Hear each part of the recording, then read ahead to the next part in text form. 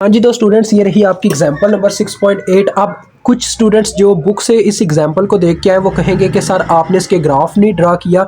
तो बच्चों ग्राफ इसको ड्रा ना करने की सबसे बड़ी वजह ये है कि इसके ग्राफ जो है ना वो कहने के मैं यहाँ पे ड्रा नहीं कर सकता हाथ के साथ, तो यहाँ पे बिल्कुल भी नहीं, क्योंकि मेरी ड्राइंग इतनी अच्छी नहीं है। वैसे भी ज़्यादातर उस्ताद जो है ना ऐसे क्वेश्चन पेपर में नहीं देते, वो एग्जैक्ट ऐसी वैल्यू देते हैं जो बच्चा ड्रा कर सके, और वो ड्रा करने वाली डायरेक्ट वैल्यू होती है, मतलब जिसमें कांस्टेंट ग्राफ ड्रा होते हैं। ठीक है, मतलब कि वो जो कांस्टेंट वैल्यू पे डायरेक्ट प्लेन लाइन होती है। ठीक है, तो इसको मैं समझाऊंगा इस तरह से कि आपकी इक्वेशंस तैयार हो जाए, आपके ब्रेन में वो मतलब कि जो क्वेश्चन है वो खत्म हो जाए, आपके जहन में से वो क्वेश्चन खत्म हो जाए कि इनको मतलब कि ये इक्वेशन कैसे आई वहाँ पे बुक में, वो मैं आपको समझाऊंगा। और दूसरे नंबर पे भी ये कि आपको स्क्रीन रिकॉर्डिंग की मदद से ये समझा दिया जाएगा कि वो ग्राफ किस तरह से वहाँ ड्रा किए जाते हैं। ठीक है जी, तो चलो आप स्टार्ट करते हैं। सबसे पहले नंबर पे बच्चों उसने बोला हुआ है कि टाइम की वैल्यू जो है वो जीरो के इक्वल या जीरो से जब बड़ी होती है तब वोल्टेज की वैल्यू एग्जिस्ट करती है एक इंडक्टर के क्रॉस, यानी कि इंडक्टर के अंदर वोल्टेज स्टोर ही उस वक्त हुआ है जब टाइम की वैल्यू जीरो थी या जीरो से ग्रेटर थी, यानी कि जब टाइम अभी चलना स्टार्ट हुआ। नेगेटिव में टाइम के वोल्टेज की वैल्यू जीरो है, यानी कि इसका पता क्या मतलब है। अब कुछ बच्चे बोलेंगे सर ये बात करने वाली बनती नहीं है, जब हम वोल्टेज स्टोर करना स्टार्ट करेंगे तो टाइम जीरो से ही तो स्टार्ट होगा। नहीं यार, असल में वो ये बताना चाह रहा है कि इंडक्टर के अंदर प्रीवियसली कोई वोल्टेज स्टोर नहीं थे। ठीक है, क्योंकि इंडक्टर जो होता है ना, इंडक्टर और कैपेसिटर, उनका कुछ इस तरह से रिएक्शन होता है। इंडक्टर अपने अंदर वोल्टेज स्टोर कर सकता है, कैपेसिटर का भी इस तरह से सीन होता है। मैग्नेटिक फ्लक्स की फॉर्म में वो अपने अंदर वोल्टेज रख सकता है। ठीक है, वो इस तरह से आप बात समझते हो कि मैग्नेटिक फ्लक्स की फॉर्म में वो अपने अंदर वोल्टेज रख सकता था, लेकिन उसने क्या किया, उसने बताया कि इंडक्टर जो है वो एक नया इंडक्टर है, मतलब कि वो एक न्यू यूजेबल इंडक्टर है। तो देखो बच्चों आओ स्टार्ट करते हैं। सबसे पहले हमने करंट के लिए इसकी इक्वेशन तैयार करनी है, तो आपको करंट का फार्मूला पता होना चाहिए। करंट का फार्मूला होता है, अगर इंडक्टर के क्रॉस आप फाइंड आउट करना चाहो करंट, तो उसका फार्मूला होता है 1 inductance into integration of voltage according to time. ठीक है जी, और यहाँ पे आपका टाइम क्या है जी, आपका टाइम जीरो से स्टार्ट हो रहा है और इसकी लिमिट हमें पता ही नहीं है। इस तरह से आपने कंसिडर करना है, आपने स्टार्टिंग पॉइंट लिखते ना करना है और फाइनल पॉइंट बस टी से आपने मेंशन कर देना। ठीक है, ताकि आपके वैल्यू में जो चेंज आए वो आप यहाँ पे लिख सको। तो आपकी स्टार्टिंग वैल्यू जीरो से स्टार्ट हो रही है, आगे आपको ये नहीं पता कि ये कहाँ पे जाके आपका जो इंडक्टर है वो अपना कह लें कि जो अपने अंदर उसने वोल्टेज स्टोर किया होता है उसको खत्म कब करता है ये आप नहीं जानते। तो आई ऑफ टी हम इसको फाइंड आउट करेंगे। देखिए I of T is equal to 1/L means के 1/200 मिली का मतलब होता है बच्चों 10⁻⁻3। ठीक है जी, उसके बाद जीरो से लेके टी तक की लिमिट्स है। ठीक है, वी ऑफ टी हमारे पास कितना है 1 - 3t ई की पावर -3t, साथ में इसके मिली भी है। ठीक है, तो मिली वोल्ट है ये, इसका मतलब 10⁻⁻3 यहाँ पे भी है। तो देखो बच्चों असल में होगा क्या, जिसके साथ 10⁻⁻3 है उसको आप एज इट एज ही रहने दो, आपकी करंट भी मिली एम्पेयर में ही आ जाएगी। ठीक है, उसको छोड़ दो, तो ये आ गया डी ऑफ टी। ठीक है, ज़्यादा पंगे लेने की ज़रूरत ही नहीं है, जैसा मैं कह रहा हूँ वैसा करो। तो लिहाजा हमारे पास आ क्या जाएगा, ज़रा गौर कीजिएगा, I of T is equal to, ये इसके साथ जब मल्टीप्लाई हुआ तो 0.2 रह गया। 1/0.2 करें तो कितना बनता है, ये आ जाएगा हमारे पास ओवरऑल किया जाए तो 5, ये 5 आ जाएगा। ठीक है, इनटू, अब देखो बच्चों 1 के साथ जब e की पावर -3t ने ज़रब खाना तो ये तो बन जाएगा e की पावर -3t 0 इंटू टी। ठीक है जी, साथ में आ गया डी ऑफ टी। उसके बाद बच्चों ज़रा गौर करें, उसके बाद जी हमारे पास है यहाँ पे दूसरा नंबर जो माइनस सेंटर में था, माइनस यहाँ पे आ गया, और आगे आ गया देखो 3t, 3 बाहर निकल आया बच्चों, साथ में t आ गया। ठीक है जी, e की पावर -3t dt, और इसकी लिमिट्स 0 से लेके t तक। ठीक हो गया जी, और ये आपकी ब्रैकेट बंद। अब ये तो सिंपल दिखाई देता है, इसको तो हम सिंपलीफाई करके सॉल्व कर सकते हैं, लेकिन यहाँ पे कुछ प्रॉब्लम आता है हमें। वो प्रॉब्लम क्या है, अब उसको समझने वाली बात है। ठीक है, वो प्रॉब्लम हमारे लिए क्या क्रिएट होता है, ये चीज़ हमने अब समझनी है। इसको बच्चों हम वो यू वी वाले रूल से हल करेंगे। वो आपको याद होगा यू वी का क्या रूल होता था, अभी आपको यहाँ पे अप्लाई करके दिखाऊंगा तो आप समझ जाएंगे। ठीक है, काफ़ी इजी था वो रूल, आपको भी वो इजी लगेगा, टेंशन नहीं लेनी। I of T is equal to, ज़रा गौर कीजिएगा, 5 इधर ही रह गया, ठीक है, बाहरी इनटू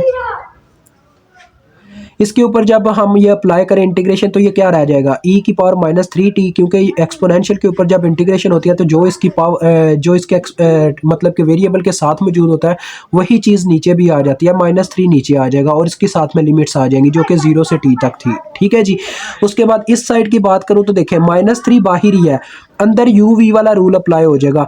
हम क्या चाहते हैं जी, हम बच्चों चाहते हैं कि हमारी एक ऐसी टर्म जो डेरिवेटिव से ख़त्म हो जाए और हमारा काम इजी हो जाए, उसको हम फर्स्ट टर्म कंसीडर कर लेंगे और जो टर्म ख़त्म नहीं करवाना चाहते उसको सेकंड टर्म कंसीडर कर लेंगे। ठीक है, अब ये रूल इंटीग्रेशन बाय पार्ट्स का यहाँ पे कंसेप्ट होने लगा। देखो होता क्या है, इंटीग्रेशन बाय पार्ट्स क्या कहती है, वो कहती है जो आपने फर्स्ट वाला वेरिएबल कंसीडर कर लिया वो एज इट एज लिख ले, दूसरे का आपने क्या लेना है, इंटीग्रेशन लेनी है उसकी। तो ई वाले की जब मैं इंटीग्रेशन लूंगा तो ये क्या आ जाएगा, जैसे कि मैंने अभी अभी पीछे आपको लेके दिखाई है, क्या आता है, ई की पावर -3t ओवर -3। ठीक है जी, ये इसकी इंटीग्रेशन आ गई।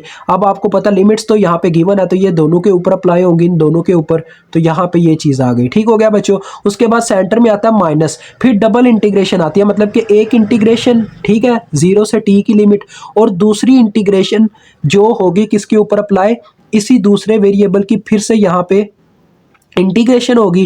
ठीक है, वो हमारे पास क्या आ जाएगी बच्चों, अभी अभी दूसरे वेरिएबल की यहाँ पे फिर से इंटीग्रेशन आपने आप पुट करनी है और मल्टीप्लाई करवाना है डेरिवेशन ऑफ फर्स्ट जो आपका नंबर था उसकी डेरिवेशन से मल्टीप्लाई करवाना है।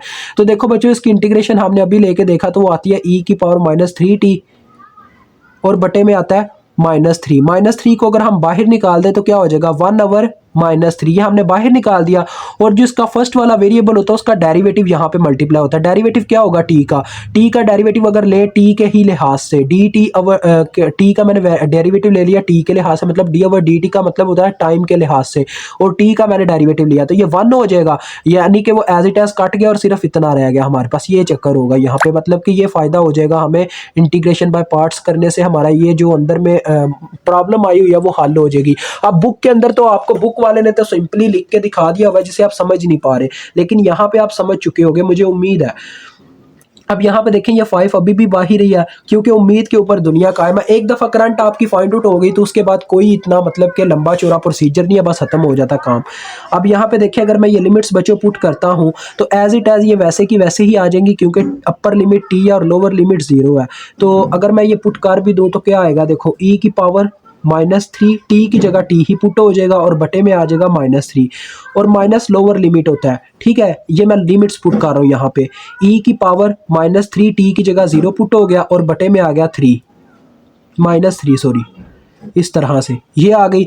उसके बाद इस तरफ आ जाए -3 इंटू, अब इनमें देखो तो यहाँ पे भी लिमिट्स पुट होगी, t-0 ये तो t ही रहेगा अपनी जगह पे। ठीक है, और इसमें लिमिट्स आप पुट करो तो ये आ जाएगा e की पावर -3t ओवर -3, जब पहले t अपर लिमिट पुट हुई t की जगह, उसके बाद माइनस, अब लोअर लिमिट पुट होगी, t की जगह 0 पुट हुआ तो पूरे का पूरा ये 0 हो गया, क्योंकि यहाँ पे जब 0 पुट होगा बच्चों ये पूरी टर्म को 0 ही कर देगा जो भी आगे आता हुआ। ठीक है, तो ये तो 0 हो गया। अब यहाँ पे ये माइनस माइनस प्लस बन जाएगा, +1/3। अब जरा गौर करना बच्चों होना क्या है, ये 1/3 इसकी इंटीग्रेशन हमने पहले भी लेके देखी है, वो क्या आती है, वो आती है e की पावर -3t ओवर -3। तो ये आ जाएगा देखो e की पावर -3t ओवर -9।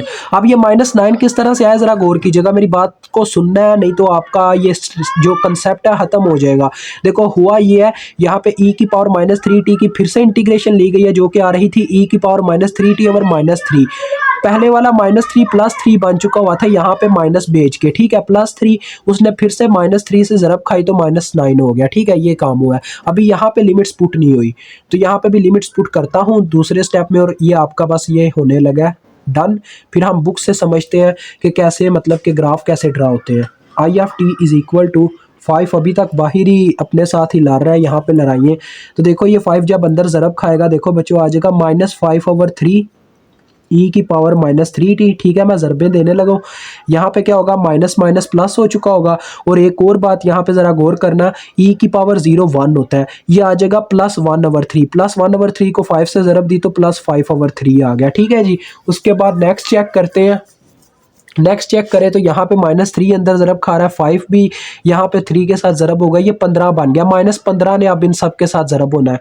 तो देखो बच्चों, यहाँ पे जब -15 ज़रब होगा तो 3 से 3 1 जार 3 5 जार 15 होता है, यानी कि ऊपर -5 माइनस माइनस भी गया ना।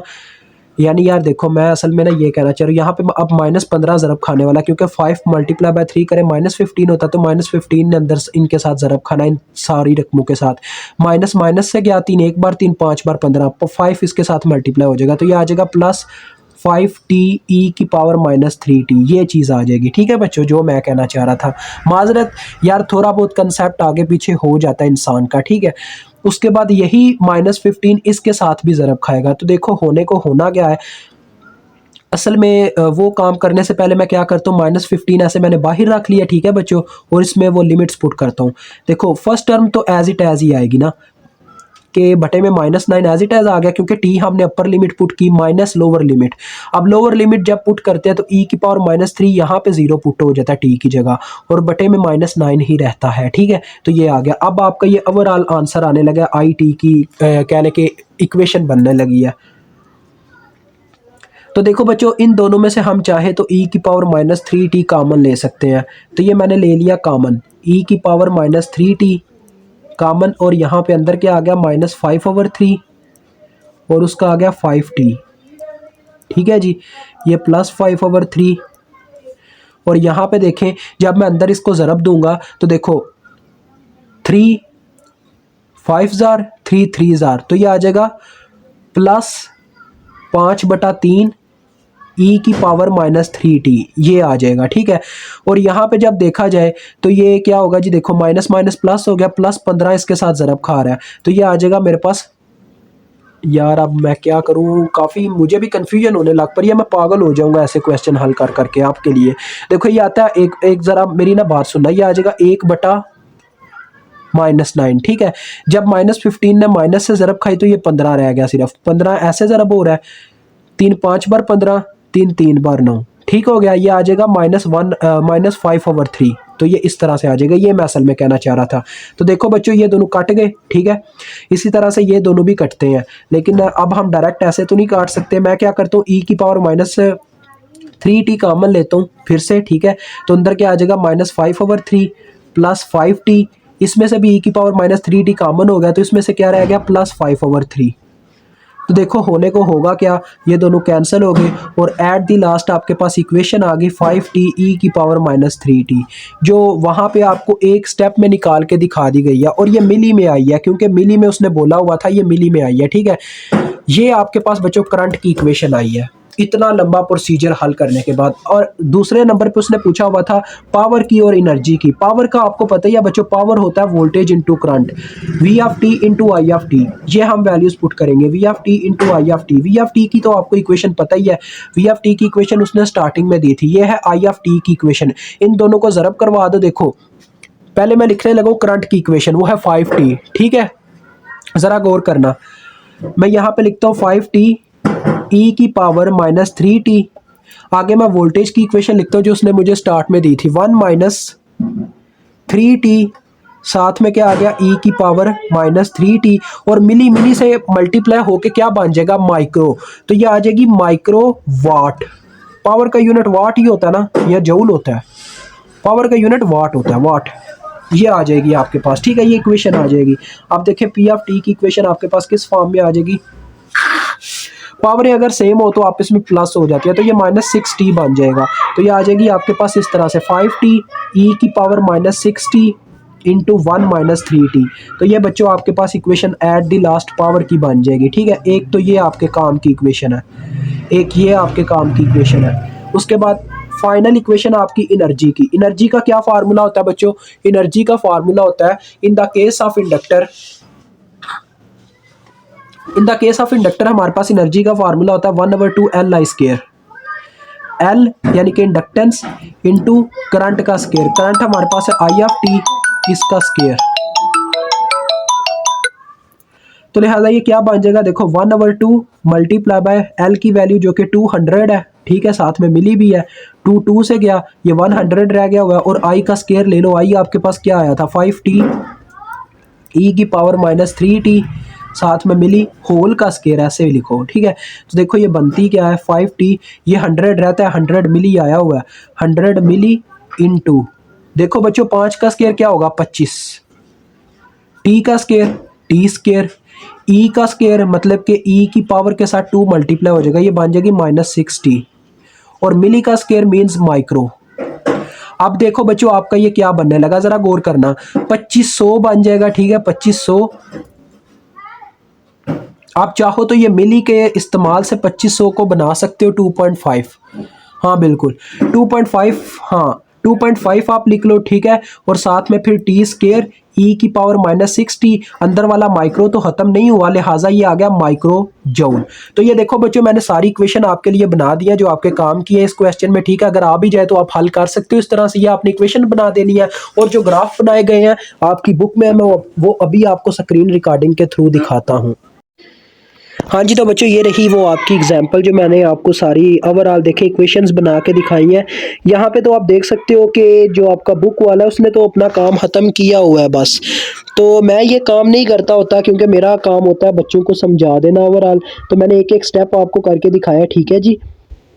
तो ज़रा गौर कीजिएगा, यहाँ पे जो ग्राफ्स का चक्कर था वो मैं आपको बताने लगा हूँ। इसने क्या किया है, इसने पहले करंट की मैक्सिमम वैल्यू निकाली है पॉइंट पॉइंट के लिहाज से। आपने पता क्या करना है, आपने ना जो आपने इक्वेशंस बनाई हुई है ना वहाँ पे वैल्यूज पुट करके देखना है कि 0.5 पे आपको क्या वैल्यू मिलती है। देखो जब मैं 0 पुट करता हूँ इस इक्वेशन में, ये जो आपके पास करंट की इक्वेशन आई थी, ये 5t ई की पावर -3t मिली एम्पेयर, तो यहाँ पे t मल्टीप्लाई हो रहा है, यानी कि 0 से जब ये मल्टीप्लाई होगा तो हमारा ओवरऑल वैल्यू 0 हो जाएगी। तो देखें इसकी करंट की जो वेव फॉर्म है वो 0 से स्टार्ट हो रही होगी, 0 पे इसकी वैल्यू 0 होगी, लेकिन देखें उसके बाद जब मैं 0.5 यहाँ पे पुट करता हूँ, क्योंकि इसके बाद देखें ना 0.5 का पॉइंट आता है, ओवरऑल आपने ना बस 2 तक इसको चेक करना है, ठीक है, 2 सेकंड तक चेक करना है। देखें जब मैं यहाँ पे पुट करता हूँ 0.5, तो 5 मल्टीप्लाई बाय 0.5 करें तो 0.25 होता है मेरे ख्याल में, तो तकरीबन जी बिल्कुल 0.25, और उसके बाद e की पावर -3t। अभी आपको कैलकुलेटर बताएगा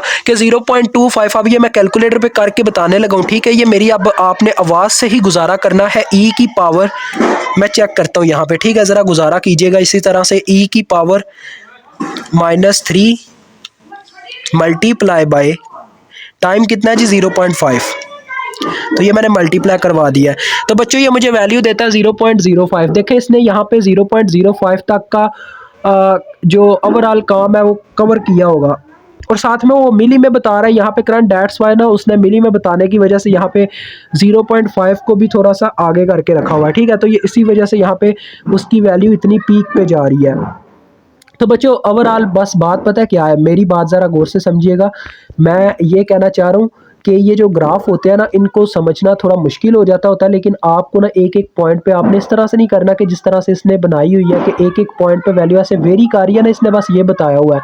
आपने पता है क्या करना है, आपने 0.5 पुट करके वैल्यू निकालनी है, कितनी आती है वो आपने ना ग्राफ पे मेंशन कर लेनी है, फिर 1 पे कितनी आती है वो भी आपने एक पॉइंट लगा लेना है, ठीक है। 1.5 पे क्या आती है वो पॉइंट लगा लेना, 2 पे क्या आती है वो पॉइंट लगा लेना, और फिर ऐसे ही वेव फॉर्म ड्रा कर देनी है अपने हाथ से, ठीक है।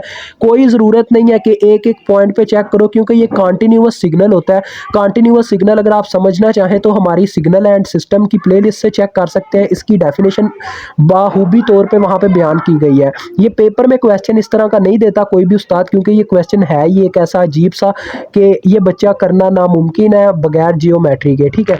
तो लिहाजा वैसे आप इसको थोड़ा समझ लीजिएगा इक्वेशंस के तौर पे, ये ना हो कि पेपर में फिर कोई सिर फिरा उस्ताद दे भी देता होता है और आप फिर मुझको आके कहे कि सर आपने कहा था कि नहीं आएगा लेकिन वहाँ पे तो आ गया, ठीक है। डेट्स वाई कर लेना, और पावर वगैरह को भी इसने ऐसे ही चेक किया हुआ है, ठीक है, कोई वहाँ पे कहानी नहीं है। 0.5 पे इसने वही काम किया, मतलब कि 0.5 पे पहले चेक कर लिया, फिर 1 पे चेक कर लिया। मेन बच्चों बस यही है कि इसने पता है क्या किया हुआ है, इसने हर एक जगह पे बस एक मेन वैल्यू रखी हुई है और बाद में उसको ड्रॉप करवाया हुआ है, और कोई बात नहीं है, ठीक है। तो ये आप ग्राफ ड्रा कर सकते हो, कोई इतना लंबा चौड़ा प्रोसीजर नहीं है, बस ये इक्वेशन बनाना मुश्किल काम था जो मैंने आपको बना के दिखा दिया है। तो अभी मुझे इजाज़त दे दे, खुदा हाफिज़।